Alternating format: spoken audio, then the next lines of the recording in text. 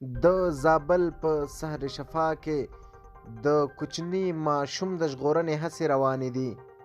وروستي معلومات: د زابل په شهر صفا کې د 15 کلن ماشوم د ژغورنې هڅې روانې دي. د زابل په شهر صفا ولسوالۍ کې دغه 15 کلن ماشوم د ژغورنې لپاره هڅې ګړندۍ شوي چې د برمې په 25 مترۍ ژورې ساه کې لوېدلی دی. دا ماشوم د سې شنبې په ورځ ساه ته لوېدلی، خو تر اوسه هم ژوندی دی او د چیغو غږونه یې بهر ته راځي. د اسمت الله عمري په نوم د سیمې اوسېدونکی وایي د ساه شاوخوا د کیندنې کار په زغرده روان دی، خو په خبره یې ډېرې کیندنې چارې سختې کړي دي. له پرون راهیسې ټولنیزو رسنیو کې هم د دغه ماشوم انځورونه لاس په لاس کېږي او ویډیوګانې یې هم ښکته پورته کېږي او د خلک ورڅخه غوښتنه کوي چې دغه ماشوم باید وژغورل شي.